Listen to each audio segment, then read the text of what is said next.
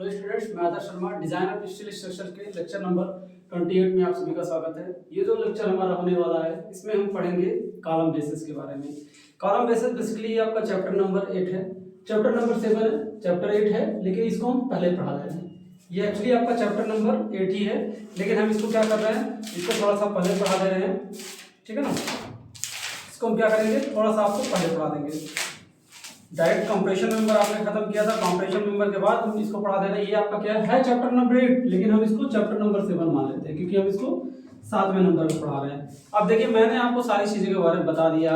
Steel के connections कैसे होते हैं, परमानेंट कनेक्शन कैसे थे और टेम्पोररी कनेक्शंस कैसे थे, फिर उनको हमने किस तरह से जोड़ा, टेंशन मेंबर और कंप्रेशन मेंबर के जोड़ा, ठीक है ना। अब जब हम सारी चीजों को जोड़ देंगे तो जो हमारा स्ट्रक्चर खड़ा होगा, उस स्ट्रक्चर को हम किसी न किसी बेस पे ही खड़ा करेंगे। तो उस बेस को हम क्या बोलेंगे, column base. Column base basically क्या करता है, कॉलम बेस क्या करता है, ट्रांसमिट करता है कॉलम लोड को कहाँ पे, मैसोनरी फाउंडेशन पे। तो अगर हम कॉलम बेस की डेफिनेशन को देखना चाहें, दो लाइन लिखना चाहें, तो कॉलम बेस क्या करता है, it column basis transmit the load,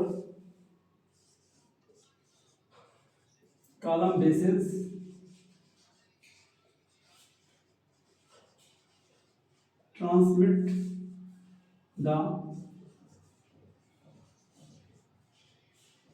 transmit the column load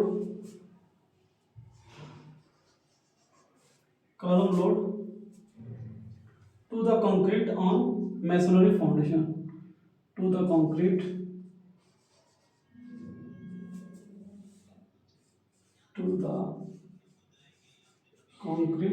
on the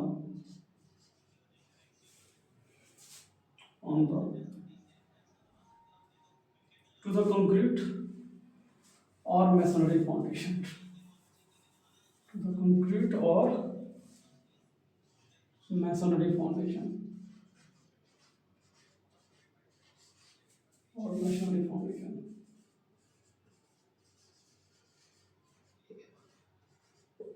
और मैसनरी फाउंडेशन, ठीक है ना।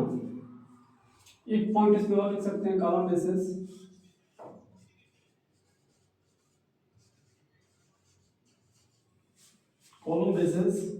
spread the load on spread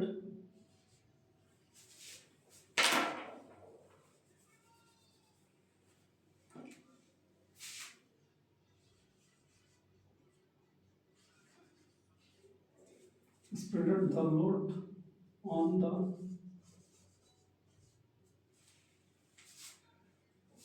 wider area।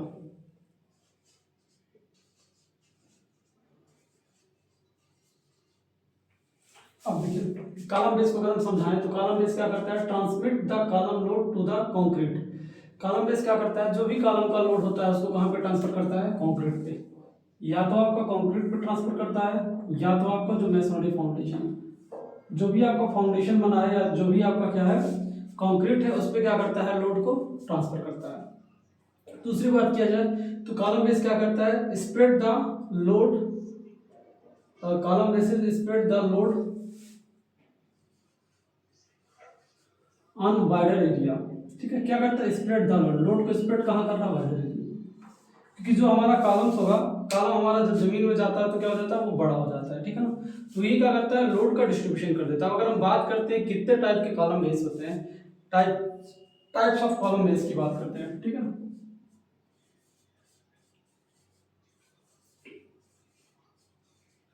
Types of column basis, column basis की बात करें तो जो सबसे पहला हमारा कॉलम बेसिस होता है उसको हम बोलते हैं स्लैब बेसिस। क्या बोलते हैं, स्लैब बेसिस, स्लैब बेसिस। अगर हम स्लैब बेसिस की बात करते हैं तो क्या होता है, ये लाइट किसके लिए, लाइट लोड के लिए यूज किया जाता है। तो इसका पहला पॉइंट आप लिख सकते हैं, use for light load, used for light load. किसके लिए यूज किया जाता है, लाइट लोड के लिए यूज किया जाता है, हल्के वजन के लिए यूज किया जाता है, ठीक है ना। ये आपका हल्के यूज के लिए वेट किया जाता है, ठीक है। ये आपका क्या हो गया, स्लैब बेसिस हो गया। दूसरे की बात करते हैं तो दूसरा हमारा क्या होता है, गसेटेड बेस, ठीक है। दूसरा क्या होता है, गसेटेड, गस्टेड बेस, दूसरा हमारा क्या था गस्टेड बेस। गस्टेड बेस की बात करते हैं, ये क्या करता है, ये हैवी लोड के लिए होता है या इसेंट्रिक लोड के लिए होता है, ठीक है, यूज्ड फॉर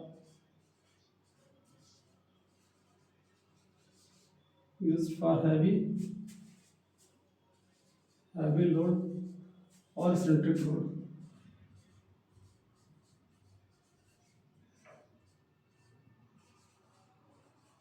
ठीक, किसके लिए होता है, हैवी लोड के लिए यूज किया जाता है या इसेंट्रिक लोड के लिए यूज किया जाता है, ये आपका क्या होगा गस्टेड हो गया। तीसरे को हम बोलते हैं ग्रिलेज फाउंडेशन।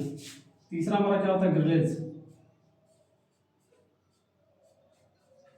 ग्रिलेज बेसिस, इसको क्या बोलेंगे, ग्रिलेज बेसिस बोलते हैं या ग्रिलेज फाउंडेशन बोलते हैं, दोनों नाम से इसको क्या करते हैं जाने जाते हैं, grillage foundation basis.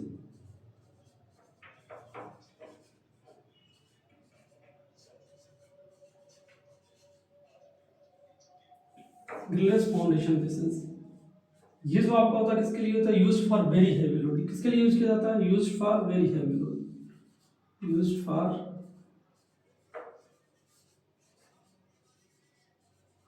Very heavy load. अब अगर हम बात करते हैं कि हमारे डिप्लोमा के सिलेबस में क्या है या हमारे पॉलिटेक्निक के सिलेबस में क्या है, हमारे सिलेबस में क्या है, तो सिलेबस की बात करते हैं, ये सिर्फ जो स्लैब बेस दिया है, ये स्लैब बेस क्या है हमारे सिलेबस में, it is in our syllabus, it is in our, ये क्या है, ये सिर्फ और सिर्फ ये हमारा सिलेबस में है, बाकी ये दोनों क्या है, it is not in our syllabus, ये आपका it is not in our syllabus, it is not in our syllabus, ये हमारे सिलेबस में नहीं है। तो हमको गसेट बेस के बारे में या ग्रिलेज फाउंडेशन बेस के बारे में कुछ भी नहीं पढ़ना है, क्योंकि हमारे सिलेबस में नहीं है। स्लैब बेस दिया गया है, स्लैब बेस हमको पढ़ना है, ठीक है ना। और अगर स्लैब बेस की बात करते हैं तो स्लैब बेस भी क्या होता है, बेसिकली स्लैब बेस भी हमारा दो तरीके का होता है। स्लैब बेस हमारा दो तरीके का होता है, एक बेस प्लेट होता है, एक कंक्रीट ब्लॉक होता है, ठीक है ना। स्लैब बेस की अगर हम बात करते हैं तो स्लैब बेस भी हमारा क्या होता है, दो भागों में डिवाइड होता है। स्लैब बेस दो भागों में डिवाइड होता है। पहला जो हमारा होता है, पहले वाले को हम क्या बोलते हैं, पहला वाला हमारा कहलाता है बेस प्लेट। पहला वाला हमारा क्या होता है, बेस प्लेट। पहला वाला हमारा बेस प्लेट होता है। और दूसरे की बात करते हैं तो दूसरा हमारा क्या होता है, कंक्रीट ब्लॉक। दूसरा हमारा क्या होता है, कंक्रीट ब्लॉक। दूसरा क्या होता है, कंक्रीट ब्लॉक। अब अगर हम बात करते हैं किस तरीके के बेस प्लेट या कॉलम ब्लॉक हमारे सिलेबस में यूज किए जाएंगे, तो आप स्टार बना के यहाँ पे लिख लीजिएगा, स्क्वायर, स्क्वायर, या तो आप स्क्वायर, हाँ स्क्वायर ही मान लीजिए, स्क्वायर या स्क्वायर से मिलता जुलता रेक्टेंगल भी रहे तो भी चल जाएगा। बेसिकली स्क्वायर ज्यादा यूज किया जाता है, ठीक है ना। स्क्वायर बेस या column block, square base oblique column block is used in our syllabus.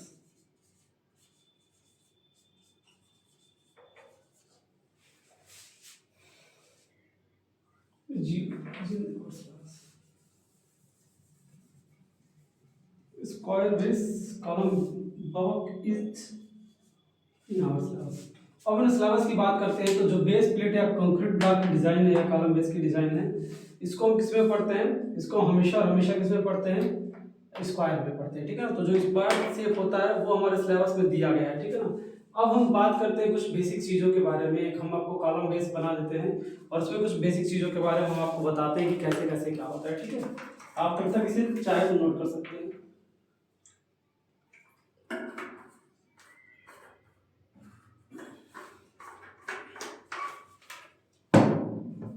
ठीक है, तब तक हम इसको इरेज कर देते हैं।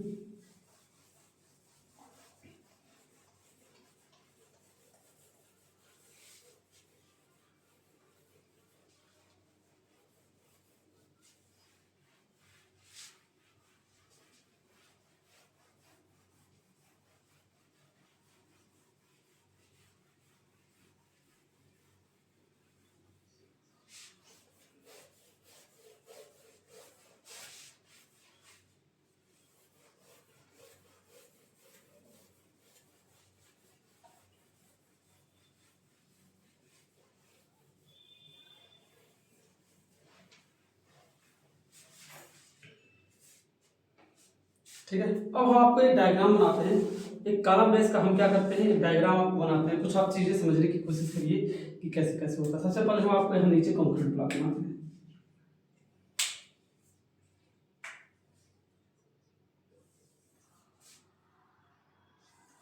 ये आपका क्या होगा,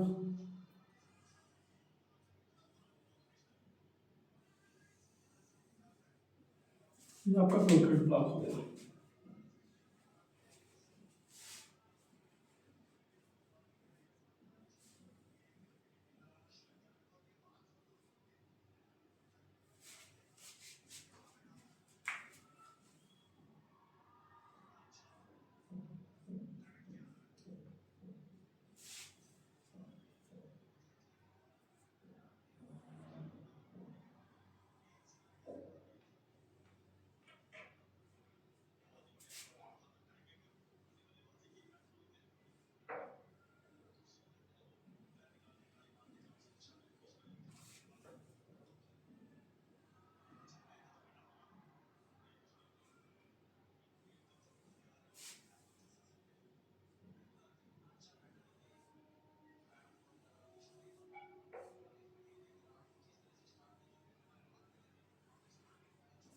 ये क्या हो गया आपका, ये आपका कंक्रीट का बेस हो गया, और इस कंक्रीट के बेस के ऊपर क्या होंगे, कॉलम खड़े होंगे। तो हम कॉलम्स को भी बना देते हैं।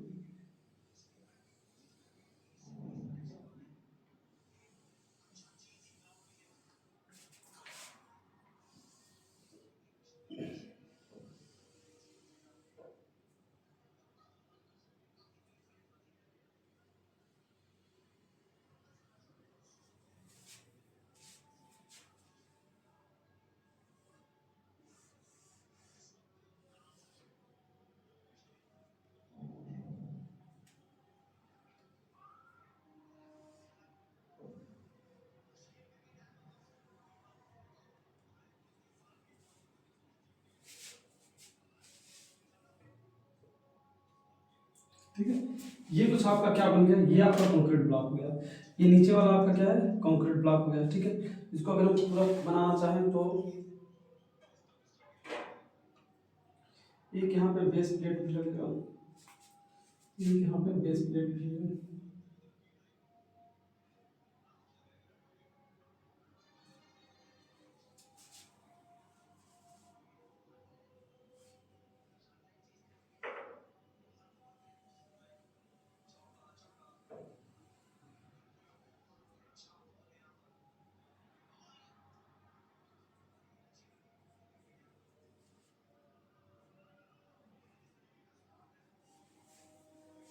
ठीक है, ये आपका क्या हो गया, बेस प्लेट हो गया। और ये आपका क्या हो गया,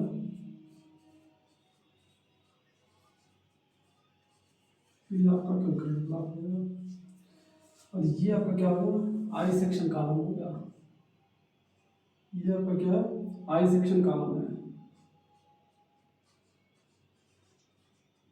I section, I section column का प्रयोग किया गया है यहाँ पे। ठीक है, अब यहाँ पे कुछ और भी चीज़ें बनी है, फ्लैंज एंगल। ठीक है, इसके बगल में क्या किया गया है, इन सबको हल्का हल्का और बढ़ाना पड़ेगा।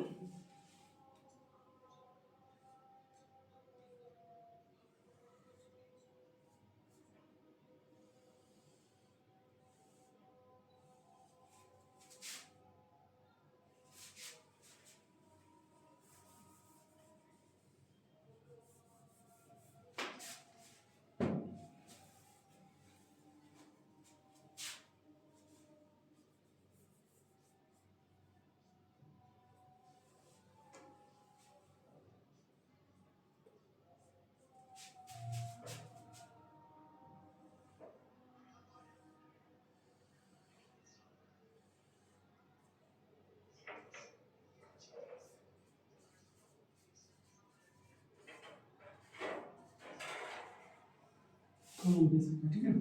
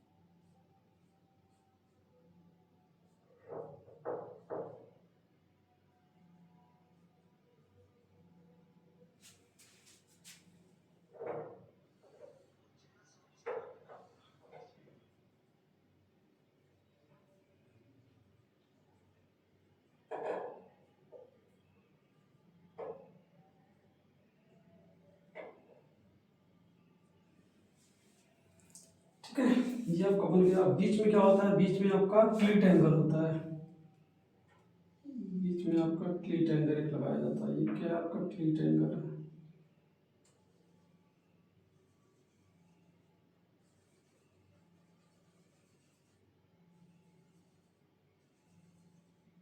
ये आपका क्लीट एंगल होता है। ठीक है, ये आपका फ्लैंज बोल्ट होता है यहाँ पे।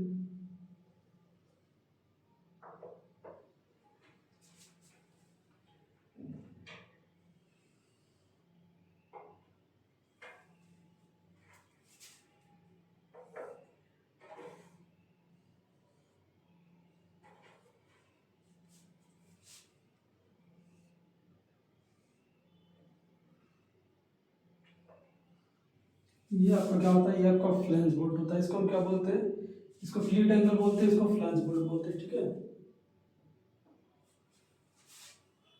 ये आपको क्लीट होता है, क्लीट एंगल, क्लीट एंगल। ठीक है, इसको हम बोलते हैं फ्लैंज बोल्ट। ये हमारा क्या होता है, फ्लैंज बोल्ट। ये बोल्ट का काम क्या है, इस बोल्ट का काम ये होता है कि ये फ्लैंज को कसने के काम में आता है। ठीक है, क्या करता है, फ्लैंज को कसने के काम में आता है। ये क्या करता है, फ्लैंज को कसने के काम में आता है। फ्लैंज बोल्ट को क्या किया जाता है, कसा जाता है। ठीक है, फ्लैंज बोल्ट को कसा जाता है। और ये आपका यहाँ क्या बनाता है, ये आपका यहाँ पे 45 डिग्री में आता है, बिल्कुल ऐसा 45 डिग्री पे यहाँ पे आता है। ठीक है ना,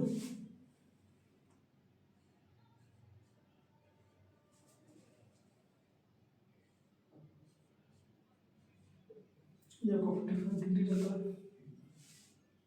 ये आपका क्या रहता है, बोल्ट रहता है।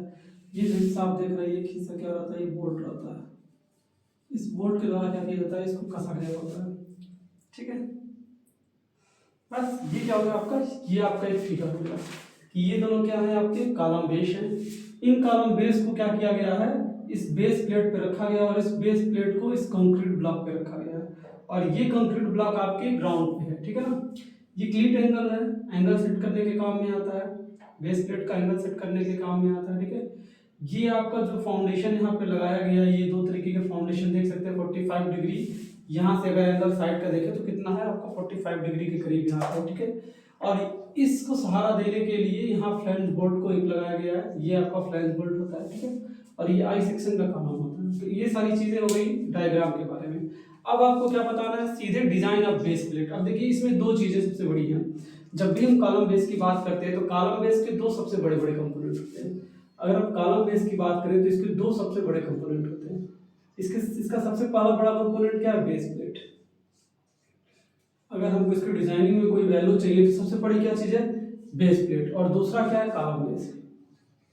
दूसरा क्या है, कॉलम बेस। तो कॉलम बेस के साथ बेस प्लेट, इन दोनों चीज की डिजाइनिंग हमको क्या करनी पड़ेगी, करनी पड़ेगी।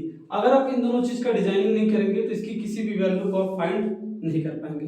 तो कॉलम बेस के साथ साथ हमको इसकी भी डिजाइनिंग करनी पड़ेगी, तभी हम क्या कर पाएंगे, कोई भी वैल्यू अगर हम फाइंड कर सकते हैं। तो जो हमारा नेक्स्ट टॉपिक होगा वो किसका होगा, वो डिजाइनिंग का ही होगा। ठीक है, डिजाइनिंग के बारे में हम पढ़ाने वाले हैं। ठीक है, कि किस तरह इसका डिजाइनिंग करें। ठीक है, तो डिजाइनिंग के बारे में देखते हैं किस तरह डिजाइन करेंगे। इस फिगर का कुछ काम नहीं है, मैं जस्ट आपको बताने के लिए फिगर बनाया था।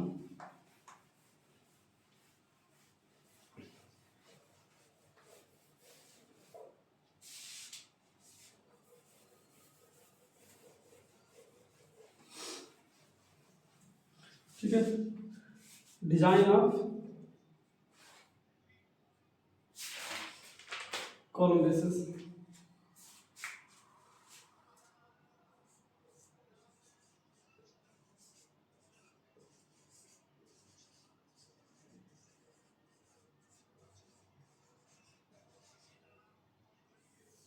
अब जो हमारा डिजाइन ऑफ कॉलम बेसिस है, डिजाइन ऑफ कॉलम बेस क्या होता है, ये दो भागों में बटा हुआ है। जस्ट मैंने आपको बताया कि एक बेस प्लेट होता है और एक कंक्रीट ब्लॉक होता है। तो इसकी डिजाइनिंग में दो डिजाइनिंग आती है। पहला आपका आता है design of base plate, design of base plate. कि हमको क्या करना पड़ेगा, हमको बेस प्लेट की डिजाइन करनी है। बिना बेस प्लेट के डिजाइन के हम कुछ भी नहीं कर सकते। तो इसमें स्टेप वाइज चलते हैं। सबसे पहला हमारा जो स्टेप आता है स्टेप 1। स्टेप 1 की बात करते हैं कि स्टेप 1 में हम क्या करेंगे। तो स्टेप 1 में हम क्या करते हैं, डायमेंशन ऑफ बेस प्लेट। सबसे पहले क्या करते हैं, डायमेंशन ऑफ बेस प्लेट लेते हैं। ठीक, dimension of base plate. Base plate की क्या करते हैं, डायमेंशन के बारे में बात करते हैं। दूसरा आपका आता है area of base plate. Step 2 हमारा आता है area of base plate. Area of base plate, base plate के एरिया के बारे में बात करते हैं कि बेस प्लेट का एरिया क्या निकालते हैं। एरिया कैसे निकलेगा, अगर हम स्ट्रेस की वैल्यू निकालें, स्ट्रेस की वैल्यू सिग्मा मान लें तो निकालें तो क्या होगा, पी अपान, ठीक है, पी अपान क्या हो जाएगा, एरिया। पी आपका क्या है, फोर्स है, फोर्स अपान एरिया। पी आपका क्या है, पी आपका फोर्स है, फोर्स अपन एरिया। अब यहाँ से अगर आप फोर्स निकालना चाहे, एरिया निकालना चाहेंगे तो एरिया क्या निकाल सकते हैं। अगर हम यहाँ से एरिया की बात करते हैं तो एरिया कितना हो जाएगा, area equal to force multiplied by stress. क्या हो जाएगा, फोर्स मल्टीप्लाइड बाई स्ट्रेस। ठीक, सॉरी थोड़ी सी गलती हुई, एरिया ऐसे नहीं निकलेगा, एरिया आपको निकालना है तो क्या हो जाएगा, एरिया के लिए लोड ऊपर हो जाएगा और स्ट्रेस नीचे हो जाएगा। ठीक है ना, लोड या फोर्स, इसको हम लोड बोल सकते हैं या फिर क्या बोल सकते हैं, फोर्स बोल सकते हैं, कोई अंतर नहीं है। एक्सियल लोड ऑन कॉलम, ठीक है, क्या हो जाएगा आपका एक्सियल लोड ऑन कॉलम। रुकिए, फोर्स की जगह लोड कर लीजिए, axial load on column, force की जगह आप यहाँ लोड लिख लीजिए। Axial load on column divided by क्या है, permissible bearing stress in concrete, permissible bearing stress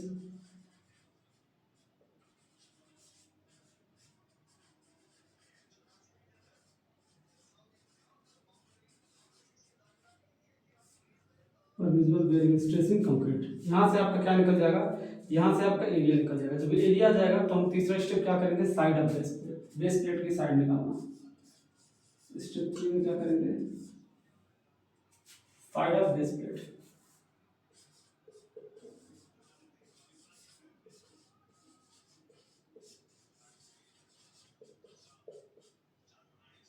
side of base plate, side of base plate की बात कैसे करेंगे, ठीक है ना। तो इसको हम यहाँ पे अज्यूम कर लेंगे कि प्लेट कैसा है। अगर साइड ऑफ बेस प्लेट की बात करते हैं तो यहाँ पे हमेशा अज्यूम कर लेंगे कि प्लेट कैसा है, square. Let's assume, let's assume square base plate.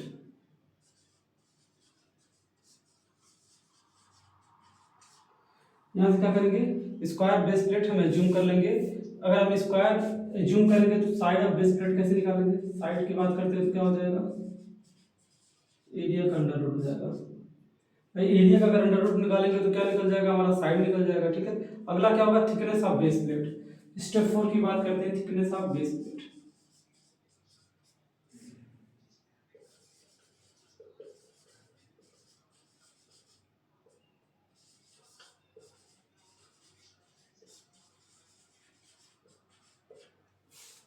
Base plate की थिकनेस की बात करते हैं तो इसके लिए फार्मूला होता है T equal to 3W upon sigma BS A square minus B square divided by 4। ये हमारा क्या होता है, ये हमारा फार्मूला होता है। और ये सारी की सारी वैल्यू किसमें होती है, अंडर रूट में होती है। हमारी वैल्यू किसमें होती है, अंडर रूट में होती है। ठीक है, इसके लिए एक छोटा सा डायग्राम बना देते हैं जिससे आपको क्लियर हो जाएगी कौन सी चीज़ क्या होती है। जहाँ बात करते हैं सबसे पहले वेयर, ठीक है, डब्ल्यू क्या होता है। डब्ल्यू की बात करते हैं तो इसमें डब्ल्यू हमारा क्या होता है, load intensity on base plate. Load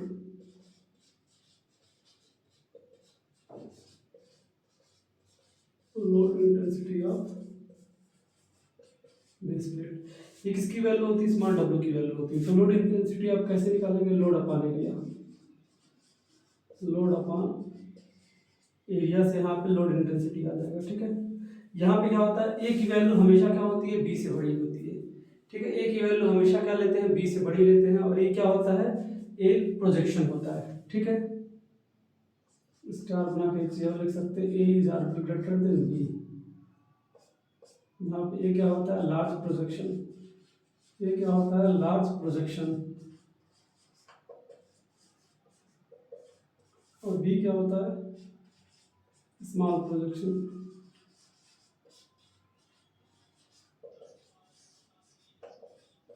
B आपका क्या हो गया, स्मॉल प्रोजेक्शन हो गया। सिग्मा बी एस की बात करते हैं, सिग्मा बी एस क्या होता है, सिग्मा बी एस यहाँ पे होता है बियरिंग स्ट्रेस इन स्टील। क्या होता है, bearing stress in steel, bearing stress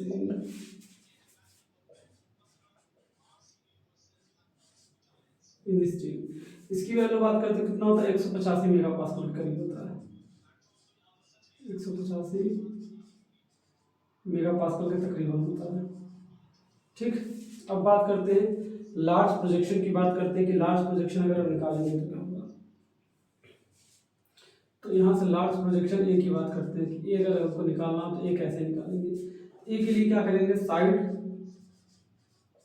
minus B by two, side minus B by two, और अगर बी निकालना तो क्या करेंगे, side minus A by two, side minus sorry D by two. यहाँ पे आपको अगर फार्मूला लिखना चाहे तो क्या होता है, साइड बराबर बी प्लस टू ए, और यहाँ पे आपको आ जाएगा साइड बराबर डी प्लस टू बी। ठीक, अब हम डायग्राम की बात कर लेते हैं कि डायग्राम कैसे रहेगा, कैसे रहेगा। तो अगर हम बात करते हैं कि कोई सेक्शन है, ये मान लीजिए क्या है आपका कोई सेक्शन है,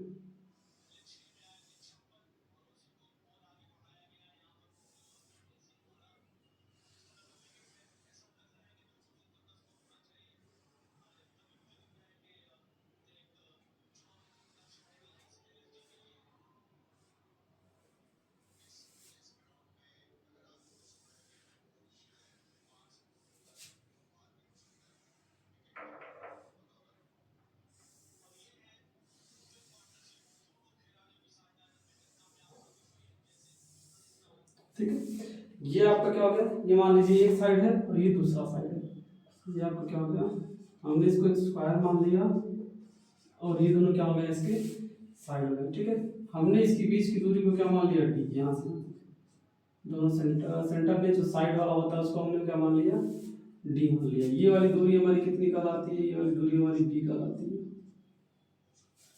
दूरी बी कहलाती है, और ये वाली दूरी हमारी ए कहलाती है, ये वाली दूरी हमारी कितनी कहलाती है, ये वाली दूरी हमारी ए कहलाती है। इस वाली दूरी को स्मॉल बी मानते हैं, ये वाली दूरी हमारी क्या कहलाती है, ये वाली दूरी हमारी स्मॉल बी कहलाती है। ठीक है, और ठीक है, बस यही यही इतनी वैल्यू है, यही इतनी वैल्यू है। अब देखिए साइड अगर निकालना है तो बी प्लस टू है, बी प्लस टू है, ये ए और ए दो जोड़ देंगे तो ये वाला साइड निकल जाएगा। ठीक है, ठीक है, और अगर ये वाला डी निकालना है तो क्या करेंगे, ये वाला डी निकालना है तो क्या करेंगे, डी प्लस टू बी, ये वाला साइड निकालना है तो डी और बी इधर का बी इधर का, डी प्लस टू बी जोड़ देंगे तो ये वाला भी साइड निकल जाएगा। क्लियर, तो यही ए और बी हमने क्या कर दिया है, साइड निकाल दिया है। ए वाला लार्ज प्रोजेक्शन है और बी वाला स्मॉल प्रोजेक्शन है। ठीक है, तो ये आपका क्या रहा, ये design of column base, column base का ये क्या रहा, एक छोटा सा डिजाइन रहा। कॉलम बेस का आप डिजाइन नोट करेंगे, उसके बाद हम कंक्रीट ब्लॉक का भी डिजाइन बता देते हैं, उसके बाद हम सीधे न्यूमेरिकल देखेंगे। ठीक है, उसके बाद हम सीधे क्या देखेंगे, न्यूमेरिकल देखेंगे।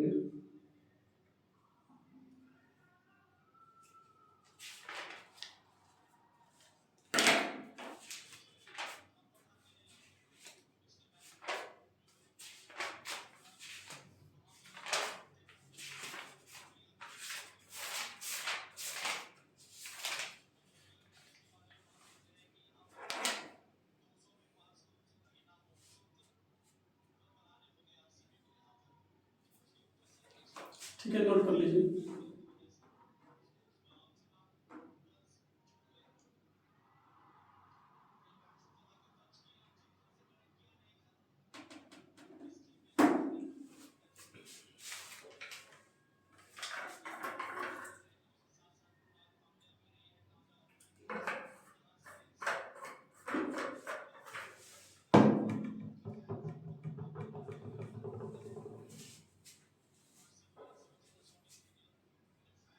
अब डिजाइन ऑफ बेस प्लेट खत्म हो गया, आगे हम पढ़ने वाले हैं design of column. Design of column base.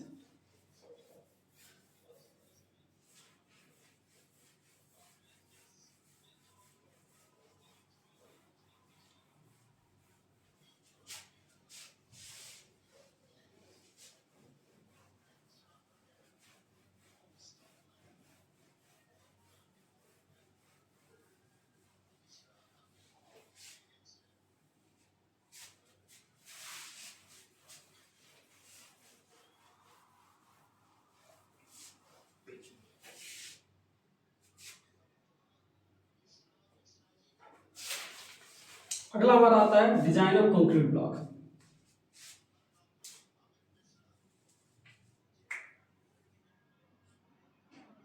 दूसरा design of concrete block.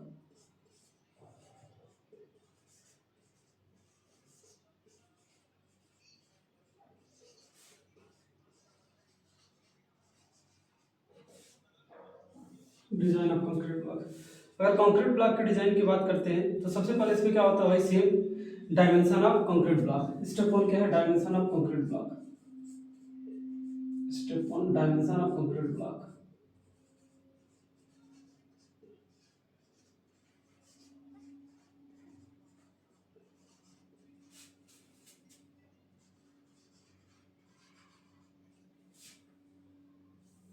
Dimension of concrete block. अब कंक्रीट ब्लॉक का डायमेंशन में सबसे पहले क्या निकालेंगे, एरिया ऑफ कंक्रीट ब्लॉक। इसमें सबसे पहले क्या निकालेंगे, area of concrete block.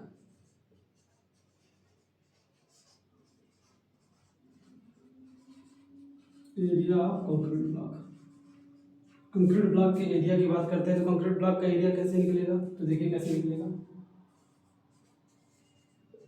Area अगर हम निकालना चाहें, किसका एरिया निकालना है, कंक्रीट ब्लॉक का एरिया। तो जब कंक्रीट ब्लॉक का एरिया निकालेंगे तो उस पर कॉलम का लोड आएगा, ये आएगा, प्लस क्या आएगा, जो फाउंडेशंस लगे हैं उसका भी लोड आएगा। तो यहाँ पे हम लिख सकते हैं column load plus column load plus foundation load divided by क्या हो जाएगा आपका, bearing capacity of soil. Bearing capacity of soil.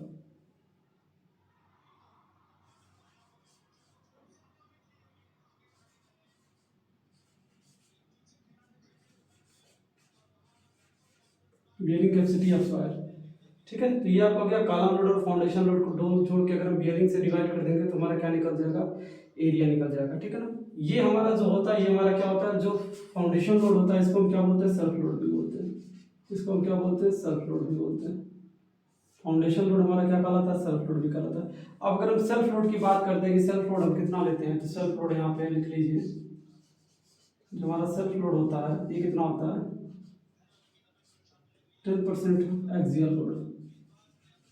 10% of axial load, जो भी हमारा एक्सियल लोड लगा रहा होता है उसका हम क्या करते हैं, 10% लेते हैं। एरिया हमारा निकल गया। अब हमारा दूसरा आता है side of concrete block. Concrete block के हम किस साइड के बारे में बात करते हैं। ठीक है, साइड ऑफ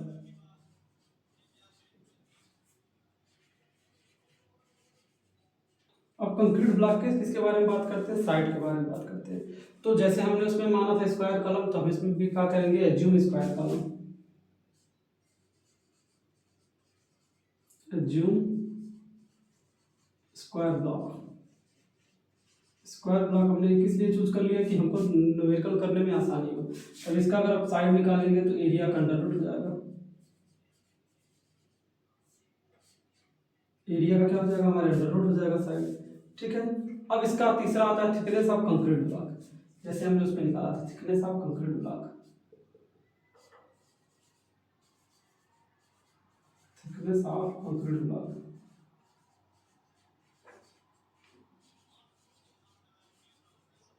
अब थिकनेस की बात करते हैं तो इसका थिकनेस कैसे निकालते हैं,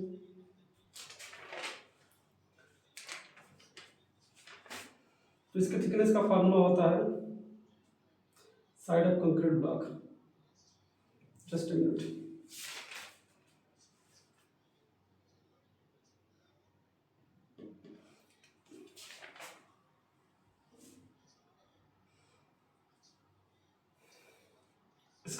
थिकनेस है वो आपका कुछ यहाँ से निकलेगा। इसके थिकनेस के लिए एक आपको क्या बनाना पड़ेगा, एक मुझे फिगर बनाना पड़ेगा, तभी आप इसको समझ पाएंगे कि कैसे कैसे इसकी वैल्यू है, कैसे कैसे इसकी निकलेगी वैल्यू नहीं है। ये साइड ऑफ कंक्रीट ब्लॉक, तो एक हम कंक्रीट ब्लॉक बना देते हैं।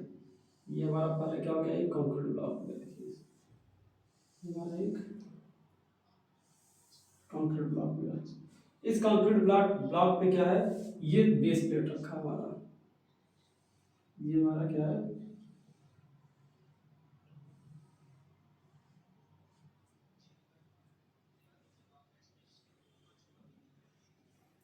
बेस प्लेट से जो कुछ लोड पड़ रहा हो इस तरह है, बेस प्लेट से एक जो लोड पड़ रहा है कुछ इस तरीके से, इसको हम थोड़ा सा और आगे कर सकते हैं।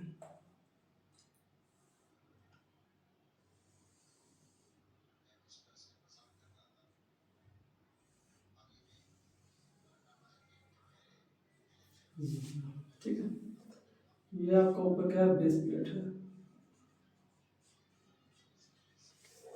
ये आपका बेस प्लेट है।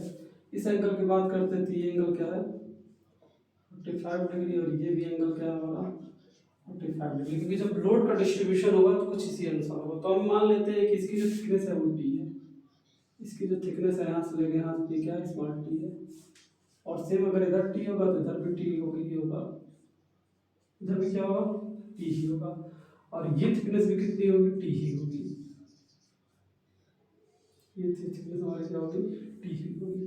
अब अगर हम कुछ वो मान लेते हैं, इस पॉइंट को ए मान लेते हैं, इस पॉइंट को बी मान लेते हैं, ठीक है, इस पॉइंट को क्या मान लेते हैं, सी मान लेते हैं, ठीक है, इस पॉइंट को सी मान लेते हैं। तो ये आपका क्या होगा, साइड ऑफ कंक्रीट ब्लॉक, ये आपका क्या होगा, side of concrete block.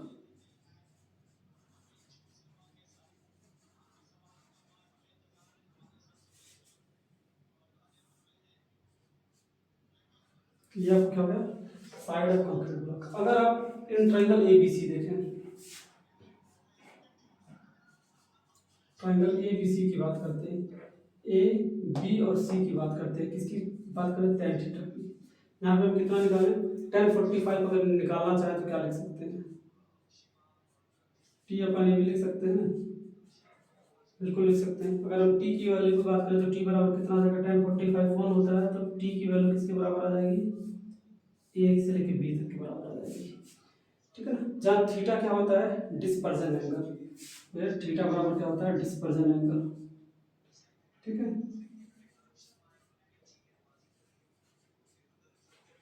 Dispersion angle, theta हमारा क्या होता है, डिस्पर्जन एंगल होता है, और थीटा की वैल्यू ऑलवेज कितनी लेते हैं, 45 डिग्री, थीटा हमारा कितना होता है 45 डिग्री, ठीक है।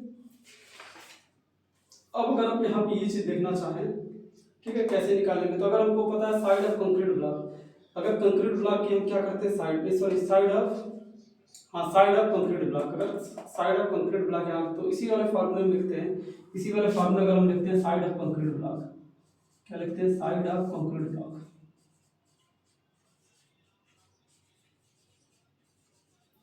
अगर ये कंक्रीट ब्लॉक की साइड है, इसकी साइड निकालने के लिए देखें तो कैसे निकाल सकते हैं, कैसे कैसे निकाल सकते हैं, side of base plate, base plate का साइड में अगर हम टूटी जोड़ दें, बेस प्लेट का साइड, ये आपका क्या है, साइड ऑफ बेस प्लेट, ऐसे लिख लीजिए,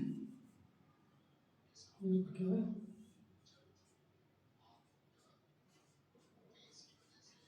साइड ऑफ बेस प्लेट, ठीक है, तो हम ऐसे लिख सकते हैं,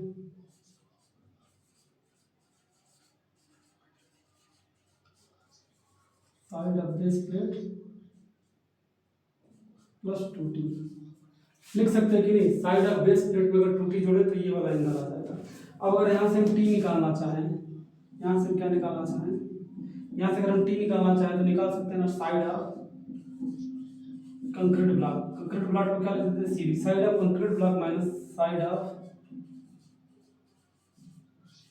बेस प्लेट डिवाइडेड बाय 2, यहाँ से निकाल सकते हैं कि नहीं, ठीक है ना। यहाँ से क्या कर सकते हैं, बहुत आराम से निकाल सकते हैं। तो जब हमको साइड पता हो जाएगा, जब हमको साइड पता हो जाएगा और थिकनेस पता हो जाएगा, तो हम क्या कर सकते हैं, बहुत आराम से इसका डिजाइन कर सकते हैं, ठीक है ना। साइड पता हो जाएगी, थिकनेस पता हो जाएगी, तो हम क्या करेंगे, साइड गुणे थिकनेस हम आराम से कंक्रीट ब्लॉक को क्या करेंगे, प्रोवाइड कर देंगे, ठीक है ना। तो स्टूडेंट ये क्या हुआ आपका, ये सारे के सारे अभी आपके डिजाइन हैं, तो आप ये डिजाइन को नोट कर लीजिए। जो हमारा नेक्स्ट वीडियो लेक्चर होगा, हम इस डिजाइन के बारे में क्या करेंगे, दो अलग अलग न्यूमेरिकल लगाएंगे, एक कॉलम बेस के ऊपर और एक कंक्रीट ब्लॉक के ऊपर। ठीक है स्टूडेंट्स, फिर मिलते हैं नेक्स्ट वीडियो लेक्चर में, तब तक के लिए थैंक यू।